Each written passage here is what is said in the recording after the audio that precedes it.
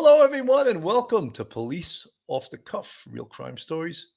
I'm your host, retired NYPD Sergeant Bill Cannon, 27-year veteran of the NYPD. First and foremost, I want to wish everyone a happy new year. The last day of the year, 12/31/23, and I'm hoping and wishing everyone to have a wonderful, healthy, and happy 2024. And ahead of time, thank you guys for all the support that you gave this channel, Police Off the Cuff, and my buddies Mike Geary and straight out of Brooklyn, Phil Grimaldi. It's been an eventful year. We've done so many different cases, and we're going to recap 3 cases tonight. So hold on to your seats, guys. You're about to enter the Off the Cuff zone. Police Off the Cuff.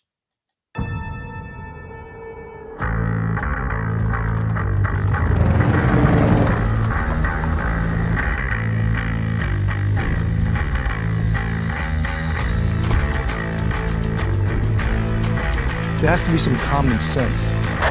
Yes, sir. They have the car stopped at 10th and Ranch, Michael Weiser. We still don't know who pulled the trigger.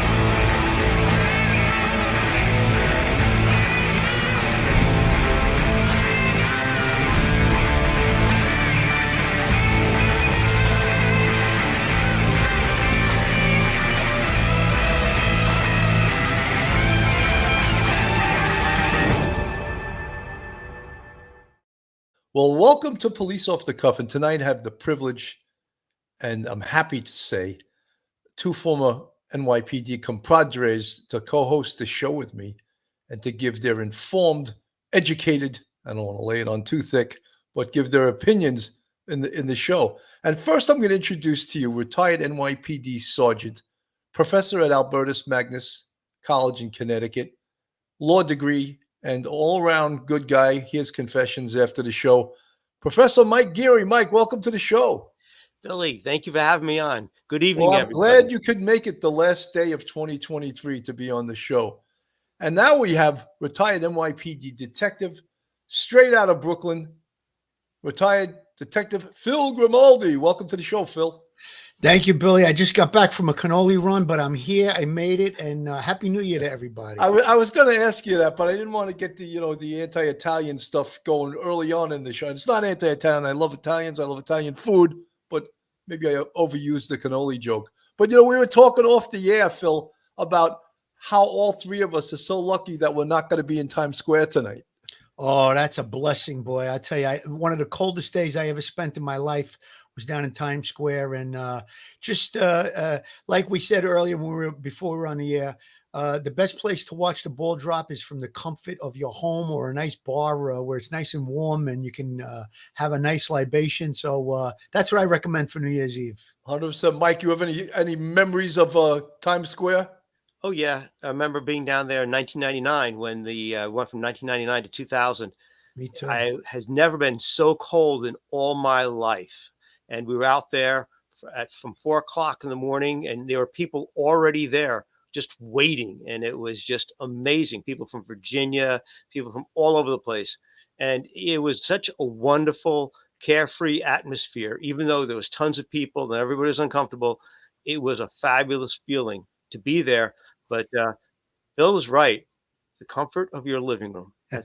You're right. Let me just say one thing, Mike, you're right about that. I got to admit, the atmosphere, everybody was in a good mood. We didn't have any issues. There was a couple of roving bands that kind of on the outer perimeter of the area where Times Square was, but the people really understood. Everybody was compliant, a lot of tourists, and it is a great time, but it's a little bit cold out there. And I don't know, all those hours standing on your feet, not recommended by me. Yeah. I have to show you guys this. This was my last investigative detail in Times Square. I think this was 2008.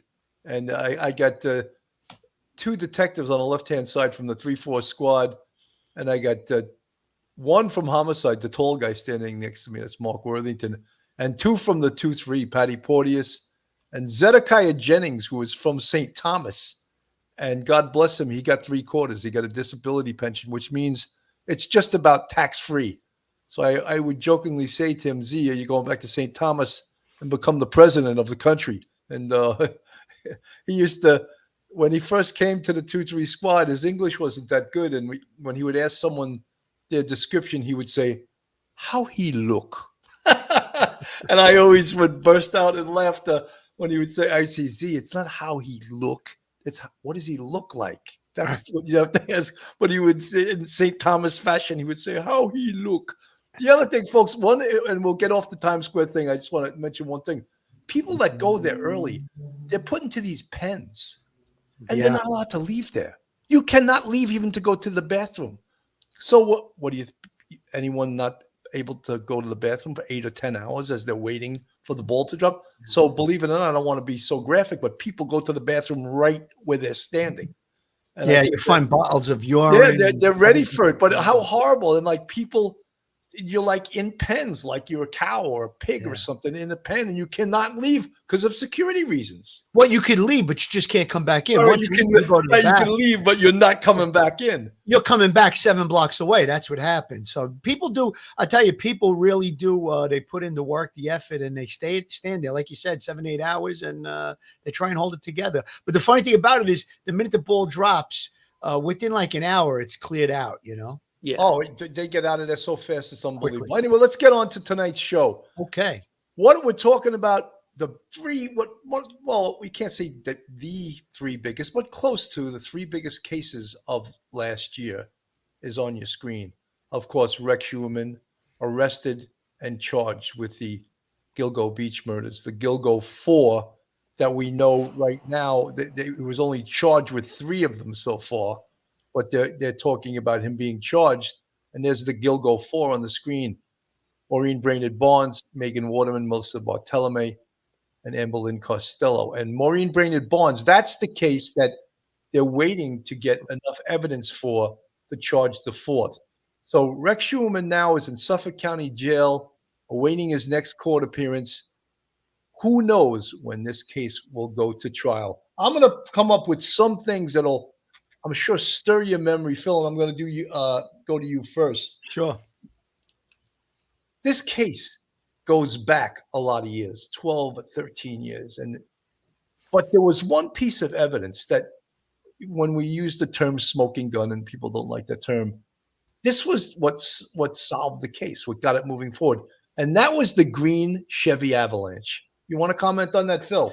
Absolutely, Billy. I mean, the vehicle itself is a very unique vehicle. It's not, there's not a whole lot of them out there, specifically the color as well. Now, there's a picture of the vehicle. Now, this turned out to be one of the most interesting pieces of the case, and the piece that kind of put the whole thing together. When they ran this specific vehicle, they did find that there was one registered in Massapequa to one Rex Heuermann. So again, this case is going to go down in history as one of the greatest cases to be solved by technology, because there wasn't a lot of eyewitness stuff, that evidence that wound up solving this case. I know we did have the issues in the early part of the case with different bits of corruption with Burke and stuff like that. But when you look at the way that this case fell into place in the last year, it just really came together. It was an old case, and the technology with the cell phones, the vehicle, the DNA. These are all the things that put this case together. And I think that we're going to see justice in this case. I'm certain of it. It's just a matter of time. Let's hope that they do get the charges forward on that last case with Maureen Brainerd Barnes, and they can charge on that case. They'll have 4 cases that they could charge on. The other cases may be difficult evidentiary-wise. So whether or not they're connected to Rex Heuermann still remains to be seen.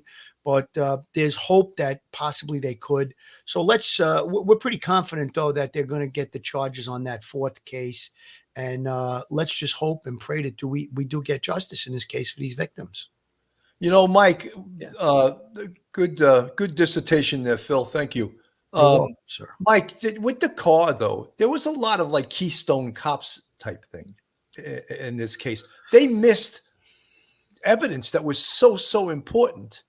And of course, the green Chevy Avalanche first came up in the disappearance of Karen Costello. And that was, Amber Costello. I'm thinking Karen Vergata. Amber Costello. And that was mentioned, and that was in the folder. That was in the investigative case folder, and nothing was done about it for years. In fact, what I found crazy was that there's a Google Maps photo from 2011 that shows the car parked right where the picture I just showed shows the car parked right there.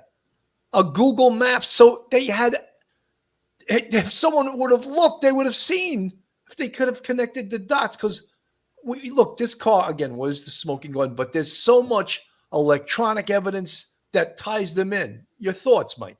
Yeah, Billy, this is one of the biggest shameful aspects of the case due to the corruption at the top with Burke as the police commissioner at the time, and infighting between his office and the FBI, and it was developed so early on, it was hiding in plain sight. And what I read in one report was that after they had the information about the big guy, they didn't know his name, who had threatened Costello, and then contacted her, and there was that game played on him. He was really upset.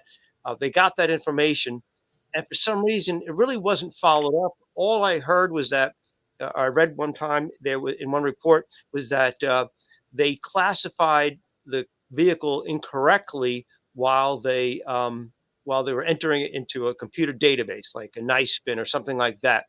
But it was actually a database called Lawman. Lawman, thank you. Yeah, and that they ran it incorrectly, I think, Yes. as a car or a truck, and it was Right. listed vice versa. So that's why it didn't come up. And when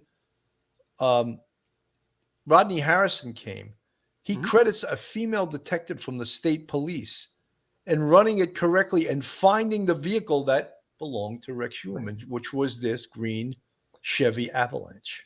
Yeah, it's one of those things, Bill. It just leaves the average person shaking their head, and it leaves the average police officer or law enforcement officer, like trying to come up with an excuse for how this was a Keystone Cop moment. And there's no excuse for it, because once Rodney Harrison got everybody together and they came up with that information within just a few weeks. And that was the saddest part. And all we can do is now say, we got it, we have it, we got to learn from our mistakes. And that was a huge mistake, and there's no excuses for it at all. Thank God, though, we got the information. It was right there, smack dab in front of us. And it was in the case folder for years and years. Let me just play a little bit of this here.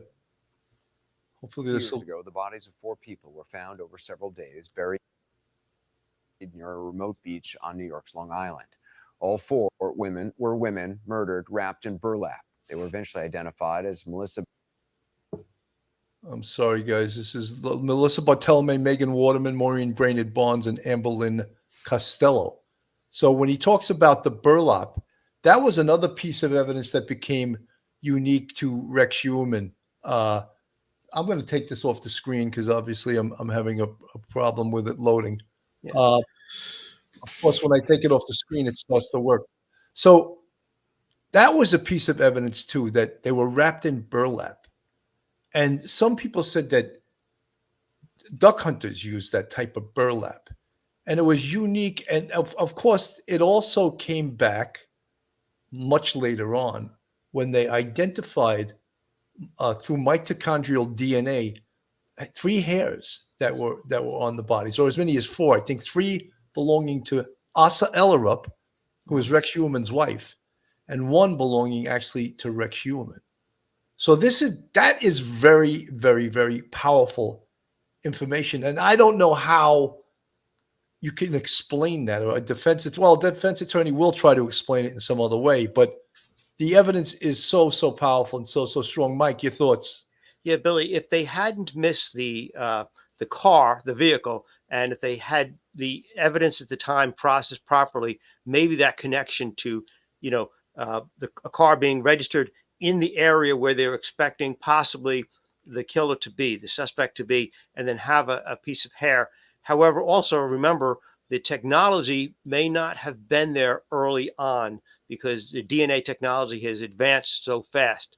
Thank goodness that they did preserve that hair and they were able to test it a second time and realize who it was from they can figure out, from the genetic makeup of it, that it was a female who from perhaps from Northern European, origins and things like that. But thank God DNA technology advanced so quickly and that they had kept it. And it's a shame that it just took so long to connect all those dots. I never wanted to believe that it was malfeasance that prevented the Suffolk County Police from solving this case. But then when you take a deep dive into this case, it absolutely was. There was a lot of gross incompetence. There was, of course, corruption with Burke and the DA, who is, I believe, still in prison, Spoda, right. today. And that really prevented this case from getting solved. Also, the resources, because of the corruption, the resources were never dedicated. They had like one detective working on this case. This is the biggest serial killer case in the nation. And there was one detective, and he wasn't even assigned to it full time. It was like a part-time job. So when you hear about that type of stuff, and then what happened once Rodney Harrison took over, and I'm going to throw this to you in a second, Phil. Rodney Harrison, coming from the NYPD, former chief of detectives, former chief of department, a 30-year veteran with the NYPD, even though he's pretty damn young to have 30 years. He must have went on the job when he was 20. He goes out to Suffolk County, and right away he says, this case is solvable. And he throws together, in NYPD parlance, what's known as a task force. And who are members of that task force? Obviously, Suffolk County detectives, Suffolk County District Attorney's Office, the FBI, who was excluded from this investigation by the corruption by Chief Burke. And then, of course, they do something that's pretty unique. They include the Department of Corrections, the jail, the investigators from the Suffolk County Jail, and the state police. So 5 entities are, and I didn't mention the Suffolk County District Attorney's Office investigators also. So 5 entities are part of this task force, now all working together, sharing information, and boom, they hit pay dirt with the identification of the green Chevy Avalanche. Phil. Well, basically, high-profile case. Rodney Harrison goes out there. There's one detective assigned to the case. You talked about the corruption, Billy, between Burke and Spoda. They didn't want FBI, outside agencies in their backyard for whatever reasons of whatever they were doing. So that's that. Harrison gets out there. We know from high profile cases, he took as many resources as he can. He put together. He felt that this case could be solved. He was right. He went to the crime scene the first day that he was sworn in. He saw what it was like. He got a feel for it. We always talk about that. You have to walk the crime scene, get the feel. Sometimes pictures don't do it justice.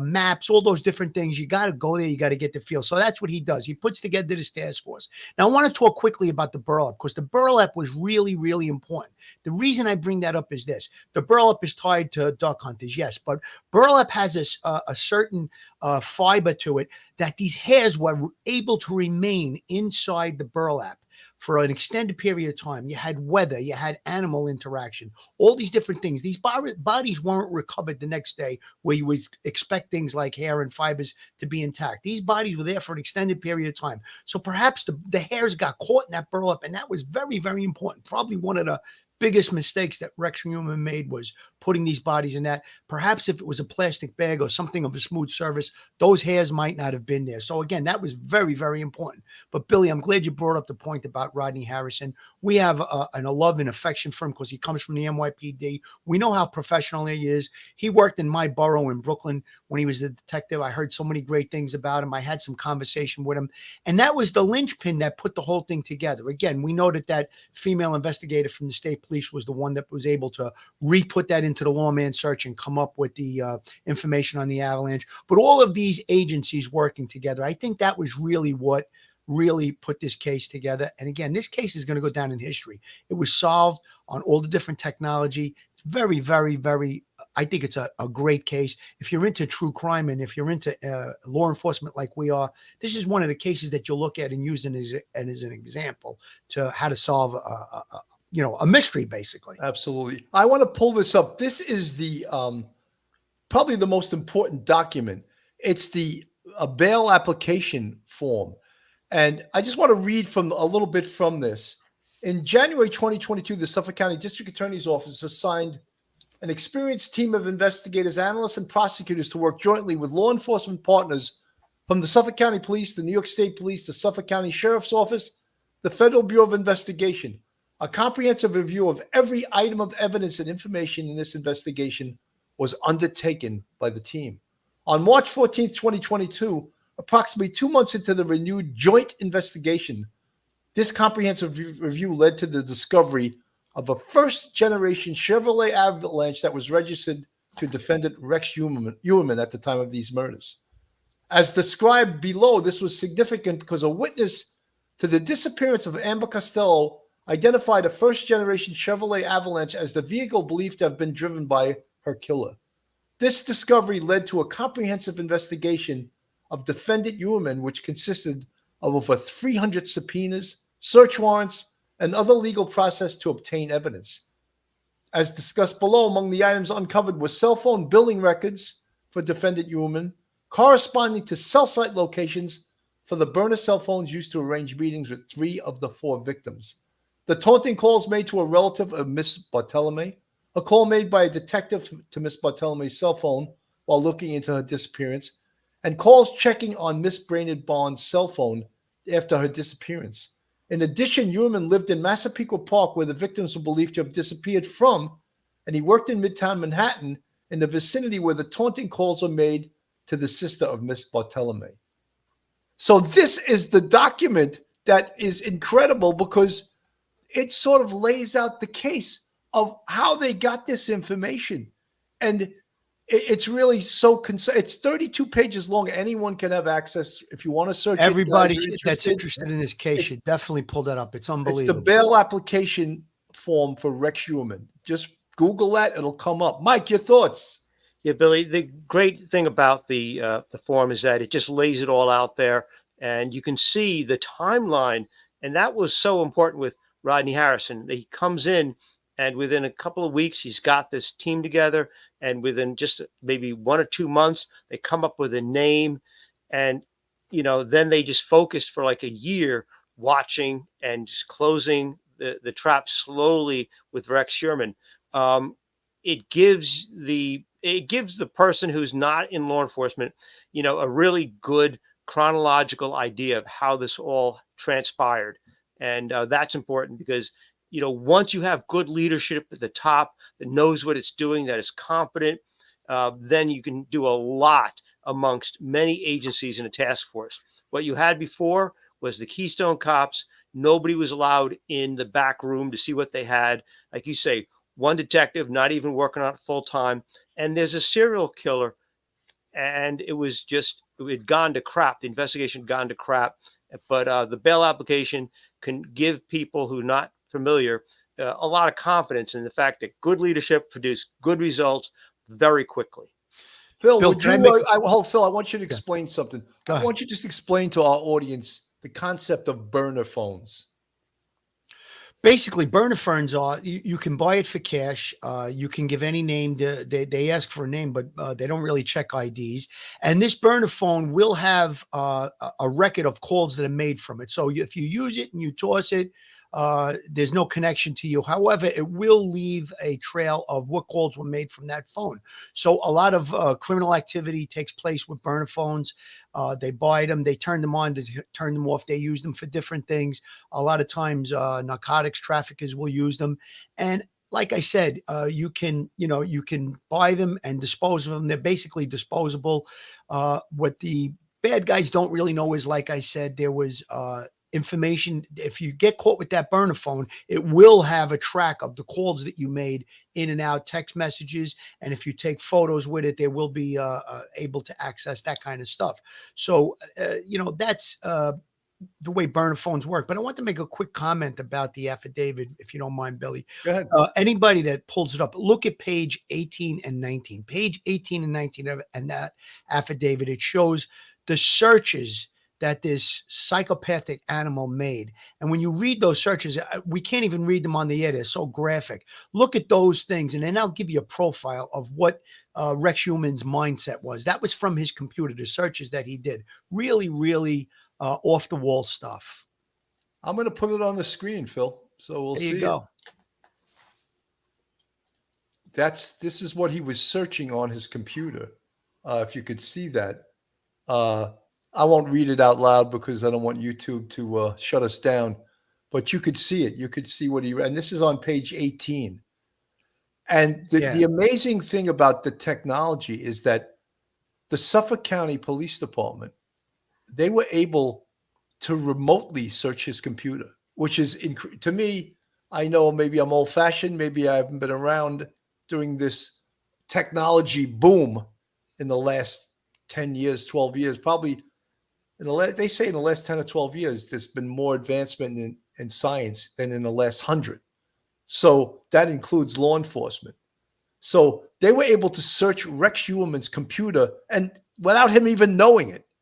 Pretty damn cool, if you ask me. And that's how they were able to obtain this stuff.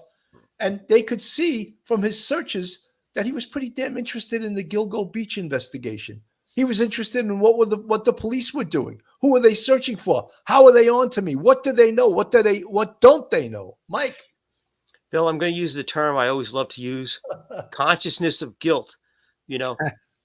Probably people will, if they're out on Long Island and they read a story that there's a new task force forming, publicly announced, that sort of thing. Somebody might Google it once here, once there, but when you have one of your primary suspects, and then you go back and you see what they've Googled. So, you develop a suspect, Rex Heuermann, who was developed within just like maybe a month or 2 months of the formation of the task force. So you start to slowly close in on that. You're hoping the cell phone information gives you a lot, gives you the boxes from where the messages, the phone traveled, that sort of thing. And then you're getting, all that information, the DNA evidence, whatever you have. And then you start to really, since you're focusing in on one person, really get to know this person. And they were able to do it remotely, which I had no idea either was possible. And so they were able to do it without alerting him to the fact that they were on him. And lo and behold, what do you see? He probably a dozen times did Google searches of updates on the Gilgo Beach murder. And now he's not a journalist who's reporting this in some sort of magazine or some sort of newspaper. And so that's a lot. And then you also see what he's also searching for in his spare time. And you start to put all of this stuff together, and it shows that this person is more than likely the guy, because he's interested in all of this sick and demeaning stuff.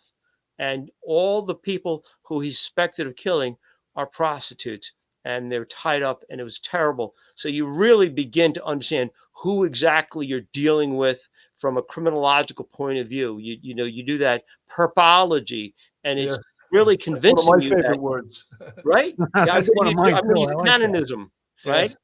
And you really realize that, wow, once you start getting all this information and the DNA evidence and the cell phone evidence, and it's all interlocked, and it's all reinforcing each piece of that puzzle, and you got the right guy. And Mike, I just want to mention, this is page 19. And these 18 and 19 are where all the searches are. Why could law enforcement not trace the calls made by the Long Island serial killer?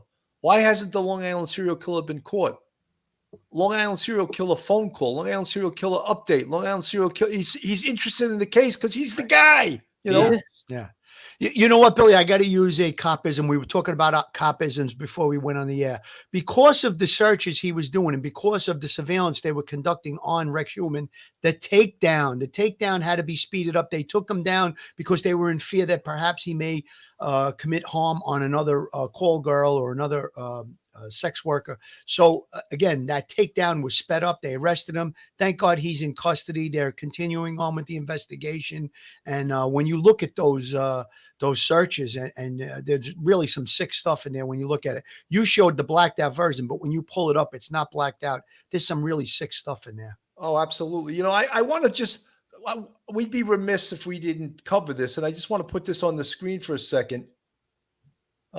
This is John Ray, the attorney John Ray. Affidavits regarding this case, regarding Rex Heuermann, and Shannon Gilbert and Karen Vergata.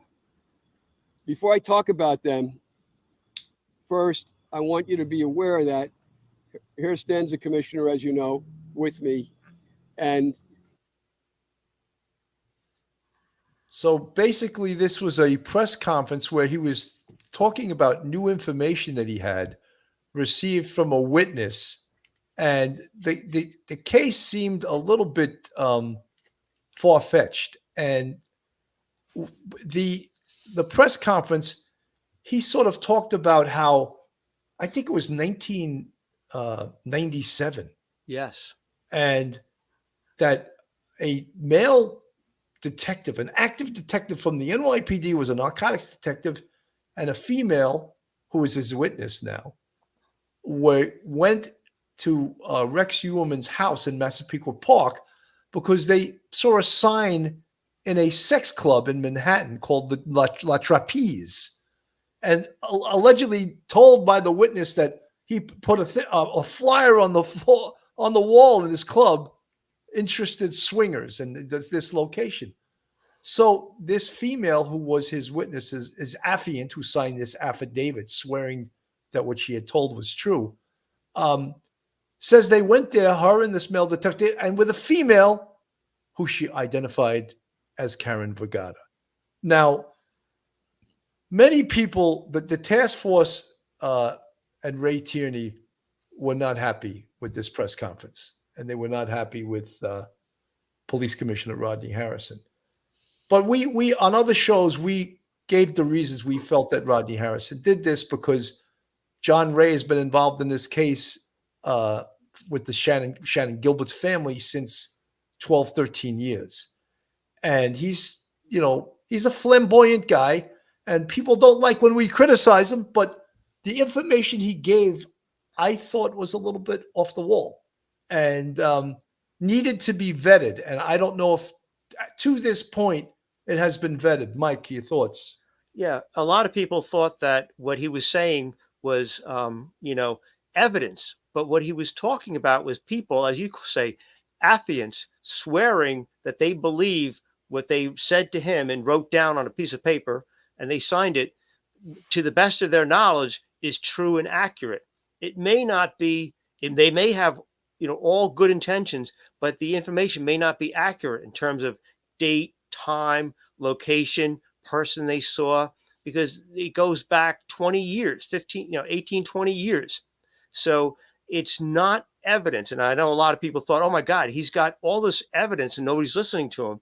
No, he's got, statements, sworn statements, but, you and Phil would have to go out in your investigative capacities, and you'd have to interview everybody and see if there's anything that you can determine to be actually factually accurate, looking at milestones, dates. Was it somewhere near Valentine's Day? Was it 1999? And people remember that it was 1999 because the ball dropping in Times Square, things like that. Without it, you have a lot of well-intentioned people trying to help the best they could.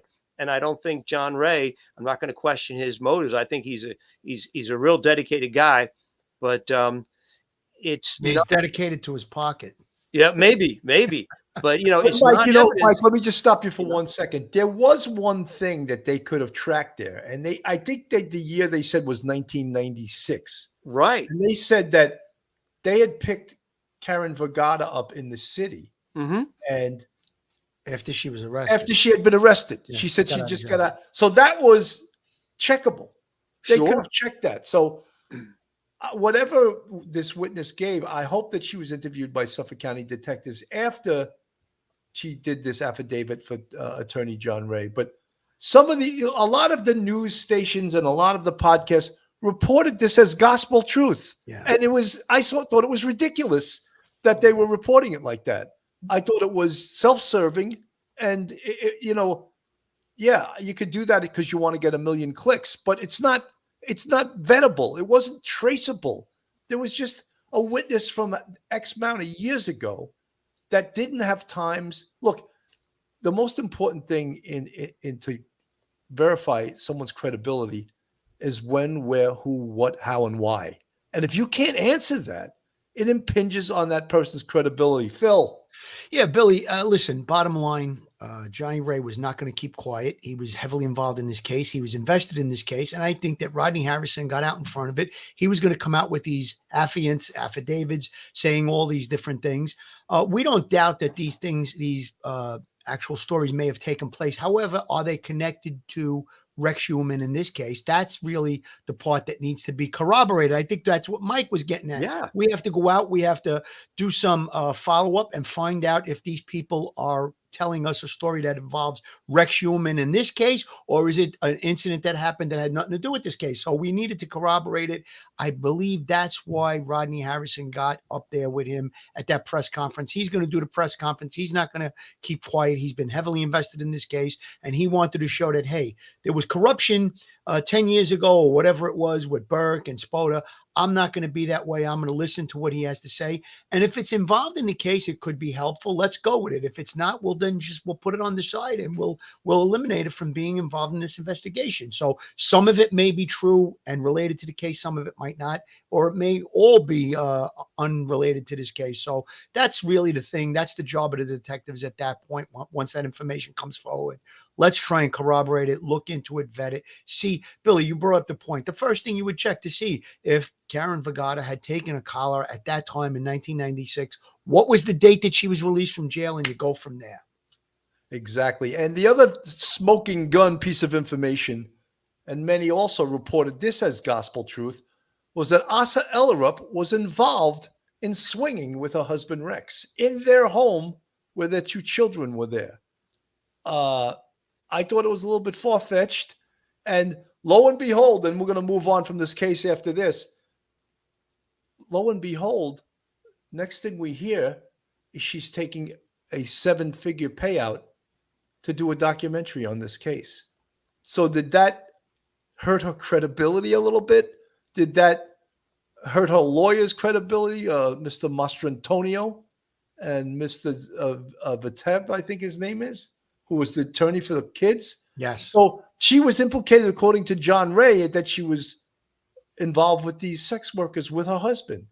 So can we vet that? Or is there any truth to that whatsoever? I don't know. Billy, we could talk about when Bobby Chacon was on the show. He gave us a profile of serial killers, and we know from working with them ourselves that they usually kind of work alone. They're not working with other people committing these heinous crimes. And when you look at the profile of a serial killer and we look at all the different things that he did, his wife was out of town when we believed that some of these people disappeared. It doesn't appear that this would be, part of his serial killing, having his wife involved in it. Now, could they have had a sexual component to their relationship where they did involve with swinging? Yeah, I guess that's possible.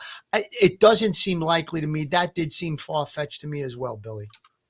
Yeah, no, absolutely. And it was reported by the media as brand new suspects. Breaking news. Yeah, exactly. Breaking news. And it's not been vetted. So I don't see how people go to the top of the ladder and say, it's proven. It's not proven. This was an allegation by a witness who we don't even know the person's name. And again, Mike, you could explain what an affidavit is. We have many times. She produced an affidavit, which just means this information I'm about to give you, I believe it's true, but it can't be, we can't give it the test of who, what, where, how, and why, Right. It's a story until it becomes corroborated, verified by detectives. And then, and only then, if it's relevant to the case at hand, would it be used as evidence against Heuermann? I think the problem that a lot of people have with Asa Ellerup is the fact that more hair of her hairs have been recovered at the crime scene than Rex Heuermann's hairs. And therefore, a lot of people think they may have had some sort of sick, twisted relationship where it may be possible that she engaged in some sort of violent actions against the girls. And it also may be answerable to the fact that no, but if the killings did occur in the home, that likely there would be maybe some of her hair lying on the carpet or something like that. But it troubles a lot of people. And I'm not sure if we're ever going to get a straight answer or a clear answer as to what her involvement at all would be. And I would imagine that the task force still may be looking at that angle as to say, is it possible she may have had some sort of tangential, part of the killings of these girls and the disposal of their bodies? We may never know, but it is a wild card at this point. That's a good point, and I mean, I could explain that the way the hair got there was just through transfer evidence. She lives in the house, the burlap's in the house, her hair could have got on it that way. It doesn't necessarily mean she was involved at all. Thank God it did, though. Thank God it did. Yeah, but we have to also look at the fact, you can't, because this case will almost undoubtedly go to trial. You can't just dismiss witnesses that an attorney comes in, but they should be interviewed right away by detectives, so their information can be determined to be true, false, or we can't determine if this is true or false because the person isn't clear. Their memory isn't that clear. It's one of the, I think one of the things, well, it was from 1996. That's a long time ago, But Billy, you're making a great point because the detectives doing the interview, I as an investigator, you'll get the feel. Now, I know in my past, I talked to certain witnesses and some you say, well, you know what? This woman's strong. I know she's got the information. She knows this, she knows that. And you develop a sense and a feel that, yeah, this is good information. You know what I mean? So that's what we're talking about, vetting it. So if the detectives get in there and they drill down, they can say, listen, we believe that this happened to you, but we don't think it's involved. And they may give reasons why. Or they may say, yeah, this, she's right on the track with what she's saying. It all makes sense. It fits in. It all becomes part of the puzzle. So that's really the important part. I just hope and pray that was done with Johnny Ray's bringing these people forward with these affidavits. I'm sure that they had to be talked to at some point. If they remain anonymous and they just put this out there and that they don't want to come forward, then how could we ever find out whether or not it's relevant to this case? I think the John Ray did give this information to the police. I don't want to call a 70-something-year-old man Johnny. He might not like that, so I'll call him. His name is John Ray. We're going to move on from this case. First, I just want to say one last thing with this. Where does this case go in 2024? What's the next step, Mike? Is it going to go to trial in 2024, or are they going to put it off? What do you think? Billy, I think he's going, he doesn't, since there's no death penalty in New York, and he's looking at life behind bars without possibility parole. That's what he's looking at. Whether they connect him to 4, hopefully as many as we possibly can get and get closure on, or not. I'm hoping he probably just short circuits the system and says, I'd like to plead guilty. But the thing is, not happening. There's no leverage on him to do that. There's no waiving of the death penalty above his head to say, look, you plead guilty, we'll take death off the table. But that's one of the useful things to have in a case like this. So he might just sit in Suffolk County and go to trial next fall, perhaps, 2024, 11 months from now, 10 months from now. Bill, I thought that the only leverage they possibly could have is after trial, say he gets convicted of 4 murders. And they say, look, would you like to have more privileges while you're in state prison? Right, would you like to have a nicer cell? Would you like to have this? We want you to come clean about everything and potentially other murders that you may have committed. That's the only way, in my mind, that he would cooperate whatsoever. Serial killers look forward to the trial part of it when they're arrested, Billy, because they're going to relive it. They're going to show crime scene photos. They're going to show different aspects of the case. Going to hear people talk about it. And then don't forget, he taunted the victims' families. Perhaps victims' families are going to testify at this trial to give a life to the name and talk about the person, talk about the victims. Unfortunately, he's going to enjoy that. That's what serial killers live for. So I don't see him taking a plea in this case. Perhaps after he's convicted, like you said just now, Bill, we can give you some type of, keep you in a prison close to your family or something of that nature, and then maybe come forward with some information. But believe me, what we know about serial killers, he's going to enjoy every minute of this trial. He probably didn't want to get caught, but once they get caught, they get to relive the whole devious act that they committed by all the different pieces of evidence that will be put forward, crime scene photos, family talking about it. And we know that he taunted. So again, that's another thing that this son of a gun did. He taunted them, and he's going to relive this, and he's going to enjoy it, unfortunately. Absolutely.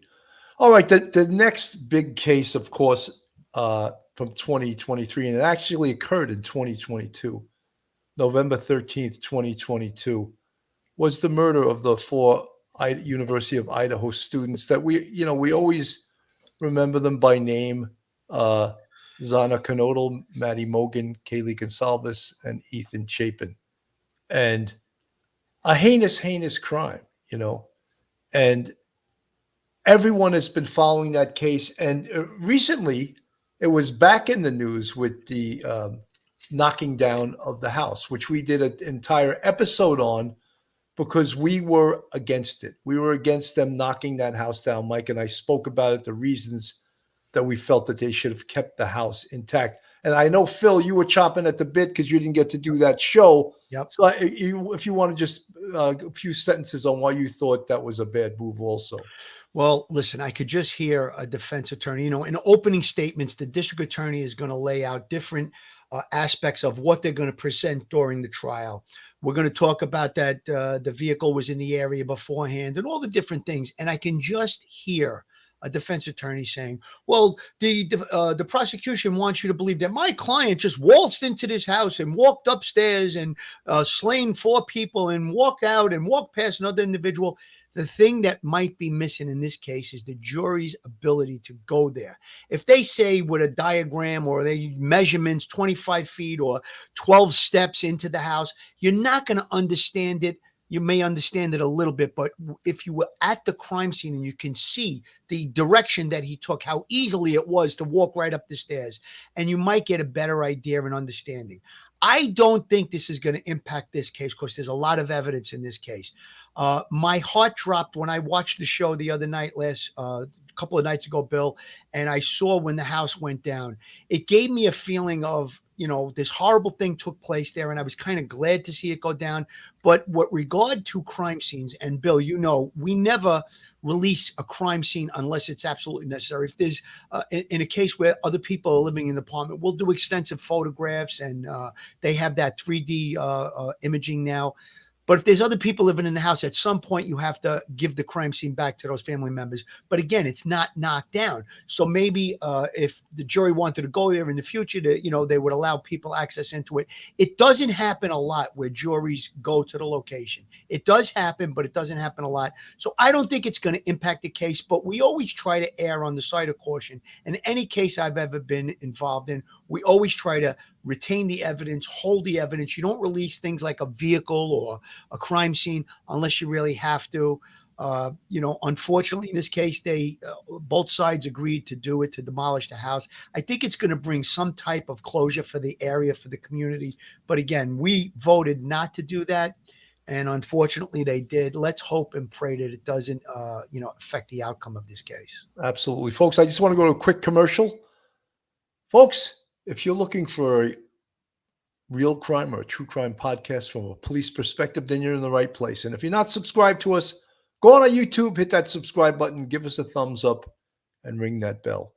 And if you want to contribute to us, we have a Patreon with 3 different levels, and we also have a YouTube channel membership with 5 different levels. And we appreciate all our fans, our friends, our subscribers who have made this podcast what it is and have continue to make it grow. And hopefully in 2024, it'll grow even bigger. Mike, I want to talk now about the evidence, and I'll try to be as chronological as possible. The biggest piece of evidence in the beginning, I think, that led to Kohberger, and if you recall, was the white Hyundai Elantra. Mm-hmm. And that was what we first, as the public, That was one of the first things we knew about before we found out about the knife sheath. You want to speak upon that white Hyundai Elantra? Yeah, Billy, early on, they were asking everybody. There was a plea going out from the police department. Everyone, please, anybody, if you saw, no matter what you may have saw that you didn't think was really important, please talk to us. And then in that context, they then made the statement. There was a person or persons in, because they weren't sure at the time, in a white Hyundai, and they were like, could they please come forward too? And I remember thinking about it going, that's kind of interesting. I wonder why they would do that. Maybe they're just being super, super thorough. And you called it, and you and Phil called it like, you know what? That Hyundai, that's the person they're looking for. That's suspect number one. They want that person. And that was huge, because what they did was they saw that, pictures of it on ring doorbell cameras, driving around the area, shots from like a gas station of it driving by quickly. And it was unique because it only had one license plate. So they knew it wasn't like a local where you have to have two license plates. And they didn't know it was from Pennsylvania at the time. But when they did a database check, and they did a database check very, very well, very thorough. And the University of Washington security was asked to take a look at all of their cars of all of their students. And what do they see? Lo and behold, that there is a white Hyundai registered to a guy from Pennsylvania named Kohberger, who's a graduate student in criminology. That was huge. And you and Phil called it right away. You knew what they were looking for, even though they asked for that, the public's help very discreetly. You guys knew exactly what it was. Well, early on in this investigation, everyone was concerned that the Moscow police would not be up to an investigation of this level, of this size, of this manner of expertise. However, to their credit, they reached out immediately to the FBI and to the state police and requested help. And that was one of the biggest decisions on this case that helped to solve this case, was that they got help early on, and they didn't try to become territorial. They didn't try to say, this is our case. They formed, in essence, almost like a task force, like they did with the Gilgo Beach case. They did it right. Absolutely. And Bill, when you think back, they were calling this a cold case a couple of weeks in. Now, we had a horrible situation, a quadruple homicide, 4 young innocent kids slaughtered. And I guess there was just so much attention to the case. So many people wanted this to be solved. But unfortunately, these things take time. And thank God that they brought in the FBI and the other agencies, the state police.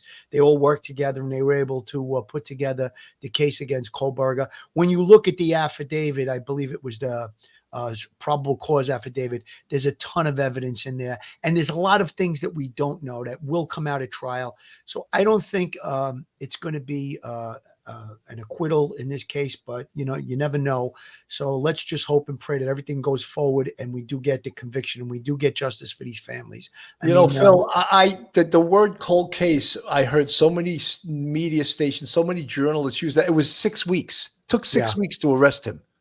And think about how difficult of a case it was. It wasn't an easy case. 6 weeks, and they're talking cold case. Like, they really need to shut up when they say ignorant things like that. I mean, look, they're not going to shut up. They're going to say what they want because they're journalists and they want to report things like that. But 6 weeks is not a long time to solve a murder, a complex murder like this of 4 young innocent students.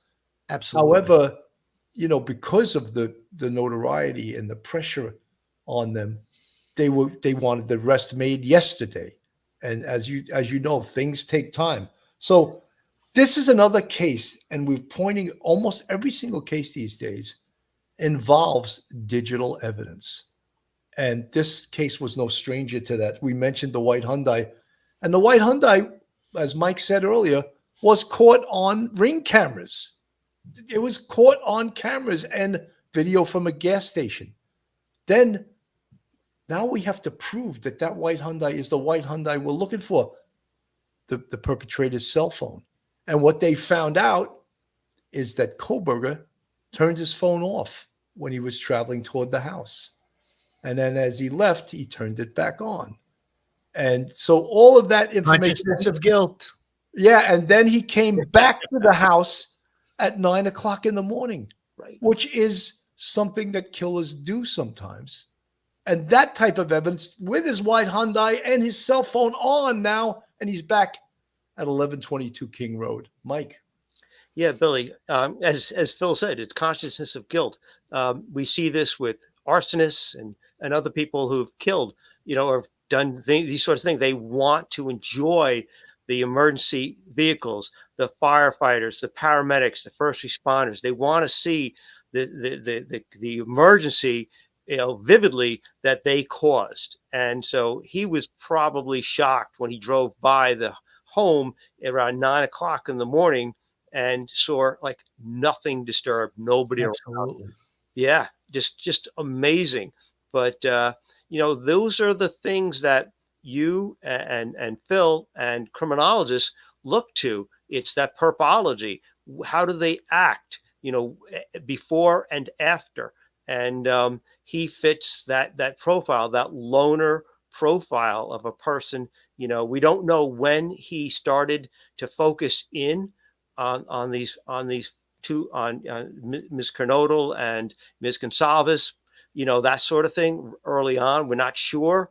It's a very short timeline. We'll know because there's been such a blackout on leaks and information. But hopefully that will all come out, and people will then be able to actually figure out what could actually possibly have possessed him. If it is true what he's alleged to have done, how could he possibly have done that to people? Because it doesn't seem to make sense. It seems like a senseless crime. And that's what I think has held up a lot of people saying, it could be somebody else other than him, because people want to understand. They want to figure out a real solid motive. They want motive because exactly. in his twisted mind, we don't know what the motive is. His motive could have been rejection in the past or whatever it was. And you're right. A lot of times juries or just the general public will look for motive. What was the reason? And we don't seem to have one here. But I think, real quick, you talked about that he returned to the scene. Maybe he did searches to, watch the news and he didn't hear anything. Maybe that's why he went back to the scene. Right. They'll have that information from his computer or his cell phone. That's a good point that you brought up, Mike. Yeah, thank you. Another thing I want to talk about, we're talking about the evidence, and one of obviously the most important piece of evidence in this case is the touch DNA on the knife sheath. Now, defense attorneys love touch DNA because they think they can defeat it. They can explain how it got there, except explain how it got there. And also his cell phone was there too, in front of 1122 King Road. And the same type of car was there. And his car was there, right. Yeah. Explain, him cleaning up the car at, 4 o'clock in the morning in Pennsylvania.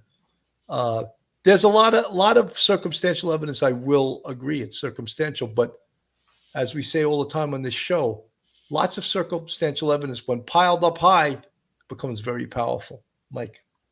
Yeah, Billy, people think that, direct evidence is the only really strong evidence. No, circumstantial evidence, all it requires, and that's what most trials are of, because direct evidence is if you have actual videotape of somebody actually doing a criminal act, or somebody actually implicates themselves in a statement or confesses, or there's a witness actually seeing it. Other than that, DNA, cell phone evidence, motor vehicle evidence, all these other things that are all circumstantial. And all circumstantial evidence is asking the jury to make a logical connection. That's all. And so circumstantial evidence is absolutely as powerful as any other type of evidence. So I hope listeners don't think that, we talk about circumstantial evidence like, it's not as good as direct evidence. No, not at all. And, all of this evidence that led the police to get, a search, the arrest Kohberger, get a search warrant. They got the touch DNA. They did a buccal swab. They got the DNA from the napkin in Pennsylvania that led to realizing that the person whose touch DNA evidence. That DNA belongs to somebody who's a male relative of the person whose DNA they got off of the napkin in Pennsylvania. All of that is strong circumstantial evidence that the cops got the right guy. 6 weeks in a case like this, that's remarkably fast. And so I just hope people realize, just to get information from an ME's office, like what's in somebody's blood, what's in somebody's stomach contents, the analysts of analyzing that, a cell phone dump, that takes at least 4 weeks, 6 weeks, 8 weeks. So this was done very quickly. And very Absolutely. One piece of evidence that I don't hear anyone speaking about as much as I do, and it's something called eyewitness identification. And Dylan Mortensen, the downstairs roommate, witnesses the killer walk by her, and she describes him as having bushy eyebrows, tall, thin, athletic build, not muscular. If Dylan Mortensen can sit in the witness stand and testify and say, that looks like the guy who I saw walk by me that night. I mean, I guess it could be sort of disqualified because Kohberger's been all over the news, all over TV. But if from her recollection, she can actually say truthfully, that looks like the guy who walked by me. That's powerful evidence. And I don't care, how many attorneys say, what, you're just making that up. You've seen him other times. I think that's very powerful evidence. If here's how they get it in, Billy. Here's how they get it in. She gave a statement on the day that this took place. She describes a male. She probably described height, weight, the bushy eyebrows. They'll get that in. And if it's objected to, they'll pull the police report and they'll say, here's the interview on this date when this occurred. Did you say blah, blah, blah, that bushy eyebrows, tall, slender, all of those things will be brought out. Can she say 100% that Brian Kohberger is the guy? Probably not. But she can give a description on the day that it happened. No, but Phil, I think it's more important that if she sat in the witness stand and she says that the man sitting next to that attorney there, that looks like the guy I saw on the morning of November 13th.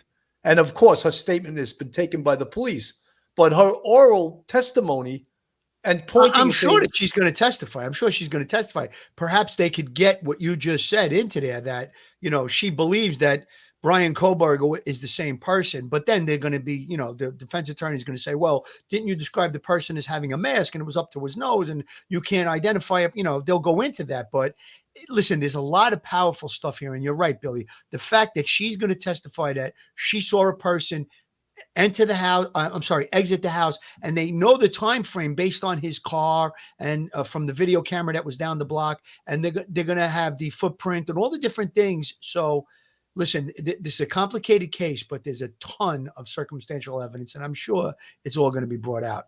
Absolutely. And folks, just so you know, it has been announced that the Kohberger case, the Idaho quadruple murders of the 4 students, is going to happen in the summer of 2024. So there's the students up on the screen, Zaina Canodal, Maddie Mogan, Kaylee Gonsalves, and Ethan Chapin. Here's actually a better picture of them up on the screen. So the trial is going to happen this summer, according to District Attorney, requested that it happens in the summer of 2024. Don't forget, it's a death penalty case. So the chances that this case, if there's a conviction, if it gets appealed, are about 100%. It'll get appealed. There is no doubt.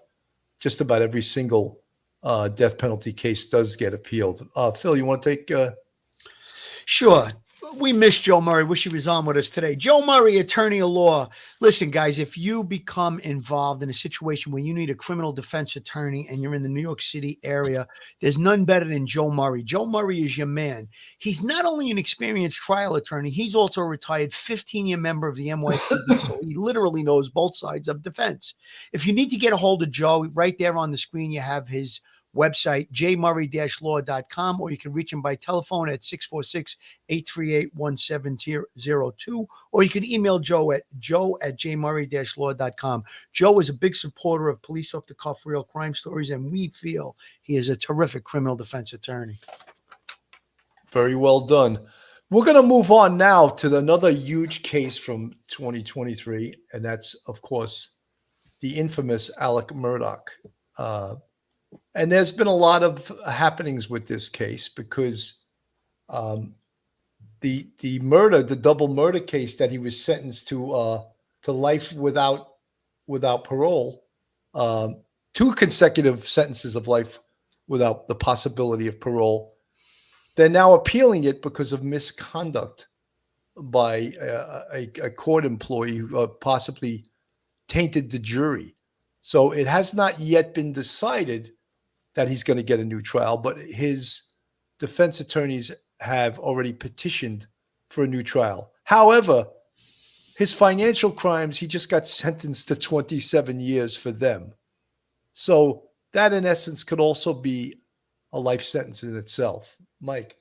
Yeah, Billy, the future does not look too bright for Mr. Murdaugh, because even if he does, even if an appellate court agrees with the defense attorney's appeal that there was some misconduct that may have tainted the deliberations of the jury, and that's a hill of a climb, even if that happens, all he'll get is a mistrial. He's not going to be free on bond or anything like that. No, because he's got this other conviction.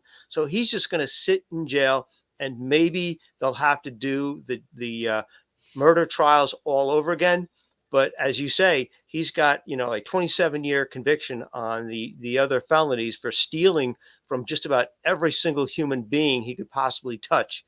That's pretty much a life sentence for him as it is, because he's about in his late 60s, mid 60s, something like that. So, he's looking at, a parole date of when he's 99 years old. So I don't think anybody should worry about it. But the devil is in the details. So we have to actually see what the actual allegation is of impropriety on the court employee that may have, an allegation is one thing. You actually have to prove it, because if you're actually alleging that this conduct took place and tainted the jury, which tainted their deliberations, you have to have witnesses, you have to have people signing affidavits, you have to have people coming in and testifying. And it's a big hill to climb. But I don't think anybody should worry about him being out of, not wearing an orange jumpsuit anytime soon. He's going to stay right where he is. Well, you talk about a despicable human being. Not only was he convicted of killing his wife, Maggie, and his son, Paul, and got 2 consecutive life without parole sentences, but he stole over $10 million from his clients over the last 10 years. And they think a lot of that money still exists. 10 million and counting. Yeah, there's no way he blew that money on drugs. He'd be dead if he blew all that money on drugs. So they know that, and he won't. Of course, he's not going to give that up, where that money is. But once a criminal, I guess always a criminal, and he has that criminal mind, But, the only thing is, Mike, in the second, if he does get a new trial for the murder, he'll never testify. Right. You won't make that mistake ever again. You don't make that mistake twice. No, you definitely will never testify. When we first started, Phil and I actually first started covering the Murdaugh case. And when we first started, we couldn't believe it. We just could not believe that, in this little small town, the Murdaugh family basically ran justice. Their great-grandfather was the district attorney there. 4 generations they were running this town. Yeah, down there they call it the Solicitor General, I think. And so they were stealing, I don't want to point fingers at other members of the family, but you think he was doing it by himself? I don't know. It doesn't sound likely. When you look at all the components of this case, I mean, this is a affluent, privileged family, 4 generations, well known in the town. You take the components of the drug addiction and the stealing of the money and Gloria Satterfield's death and Stephen Smith's death and the boating accident and all these different components. This was something that you couldn't make up if you were a script writer, So I think that's why there was a lot of attention to this case. He horrifically killed his wife and his son. I don't think there's anything worse that a human being can do to kill your loved ones like that. And it really had a lot of attention to the case. I think the pinpoint evidence in that case was that TikTok video, or I think Oh, it was a it was video. Snapchat. Yes, Snapchat video that had him in the background. That was the cherry on the top of the cake, as well as his testimony. We know his testimony really sunk him as well, but the cherry on the top of the cake was that video of him in the background and him trying to claim that he wasn't there at the time when the murders took place. So the walls closed in pretty quickly on him. I agree with Mike. There's a lot of years that he's going to be behind bars. Mike, I think you said he was in his 60s. He's actually like 54 years old. Oh, okay. So even if he gets 20, 30, 40 years, it's probably going to be a life sentence for somebody like him. And there could be other further charges coming. You know, we still have an investigation in the Gloria Satterfield case. Perhaps there could be some conspiracy charges there. And the Stephen Smith case as well, which is still being investigated as a homicide case. So he's not out of the woods. Let's see where the appeal goes. He's got a 27-year sentence, I think you said, Bill, on the financial crimes. Whether or not they'll retry him on the murders is yet to be determined, and there could be further charges coming forward. The more they dig deep into this background of Alex Murdaugh, perhaps the more criminal activity they will uncover. And again, like you said, Billy, where is all this money? That's another question, and something else that has to be determined. You know, as I look at this picture on the screen of Alex Murdaugh in his orange jumpsuit, I just think of that funny expression, would you buy a used car from this man? Yeah. And I don't think so. So Alex Murdaugh claimed for months that he had not been at the kennels on the night of the murders. But in a video taken on his son Paul's phone only minutes before the murders likely took place, Alex Murdaugh's voice can be heard placing him at the kennel that night. So that was the Snapchat video. And we're pointing this out because, again, digital evidence is incredible and strong, powerful evidence, and comes to play in pretty much every single murder investigation. How about the statement he said, Billy? What a tangled web we weave. Isn't that powerful coming out of his mouth during a testimony at a trial? So, he really, really put himself in the trick bag in the beginning. And then when he took the stand, I think he really sealed his own fate. And that video really was the cherry on the top of the cake. What a tangled web we weave when we choose to deceive. That's what he said. And I think Sigmund Freud would call that a Freudian slip, wouldn't he? Yes. Yeah, absolutely. And, or consciousness of guilt. I'm not giving Fury another minute to say consciousness of guilt again.